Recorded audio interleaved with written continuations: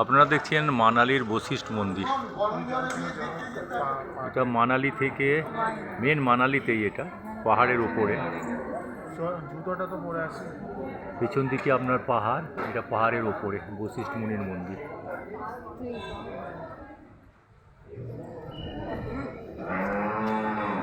এখান থেকে আমাদের যদি 2 কিলোমিটার হাঁটি তাহলে একটা যোগিনী ফলস বলে একটা ফলস আছে, ঝর্ণা, এটা দেখতে যাব আমরা। কিন্তু হেঁটে যেতে হয়, এখানে যাওয়ার কোনো সাধন নেই অন্য কিছু। যাই হোক, আপনারা বশিষ্ঠ মন্দির দেখে নিন। প্রচুর লোক দর্শন করতে আসছে। আর ওদিকে একটা ছেলেদের গরম জল আছে, মানে গরম জলের একটা ইদারা পর্যন্ত আছে। অনেকে ওই গরম জলেই চান করছে, কী করে করতে জানি না, অত গরম জলে। এটা হচ্ছে মন্দিরের এন্ট্রান্স। এইটা হচ্ছে মন্দিরটা, ভেতরে একটা ছোট্ট বিগ্রহ আছে। এটা চারিদিকের ভিউ।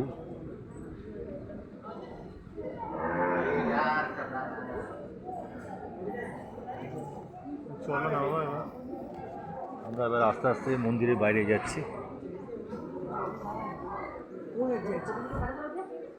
মন্দিরটা আর একবার দেখে নিন আপনারা, পাহাড়ের উপরে বশিষ্ঠ মন্দির মানালির।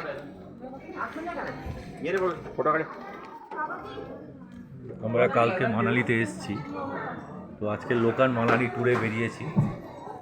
তো দুটো মন্দিরের দেখার পরে এই মন্দিরটায় এলাম। এই আমরা মন্দিরের বাইরে এলাম।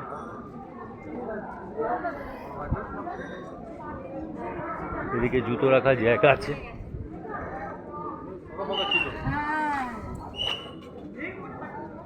মন্দিরের সামনে একটা ছোট্ট মার্কেট আছে।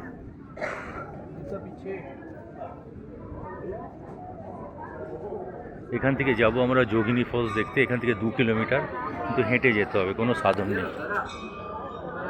ঠিক আছে, রাখলাম।